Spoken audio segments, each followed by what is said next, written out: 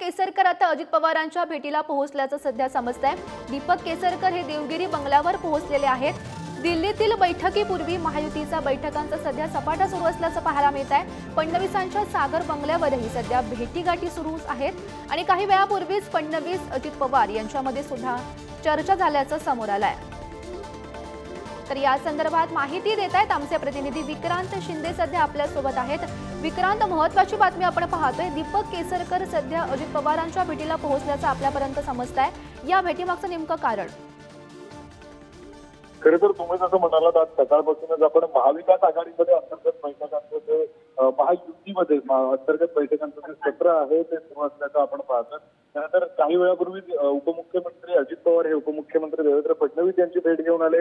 त्यानंतर देवगिरी बंगल्यावर अजित पवार यांच्या राष्ट्रवादीचे काही प्रमुख नेते म्हणजे प्रफुल्ल पटेल, सुनील तटकरे, अजित पवार यांची बैठक सुरू आहे आणि त्या बैठक सुरू असतानाच दीपक केसरकर हे अजित पवारांचं शासकीय निवासस्थान असलेल्या देवगिरी निवासस्थानी पोहोचणं म्हणजे अर्थातच महायुतीमध्ये अंतर्गत चर्चा सुरू आहे। जागा वाटपाची चर्चा ही दिल्ली दरबारात होण्यापूर्वी महायुती जी आहे ती महाराष्ट्राच्या पातळीवर आपापसात चर्चा करताना आपल्याला पाहायला मिळते। त्या व्यतिरिक्त सांगायचं झालं तर उपमुख्यमंत्री अजित पवार आणि देवेंद्र फडणवीस यांच्यामध्ये झालेल्या बैठकीत माढा लोकसभेचा जो प्रश्न आहे तो सुटलेला आपण पाहिलं।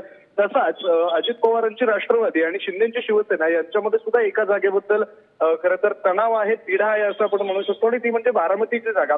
खरं तर विजय बापू शिवतारे जे आहेत त्यांच्याकडून सातत्यानं असं सांगितलं जातं की मी बारामतीची लोकसभा लढवणार आणि त्या संदर्भात काही मेसेज घेऊन दीपक केसरकर गेले आहेत का आणि तो तिढा सुटतोय का या बैठकीमधून हे पाहणं महत्वाचं।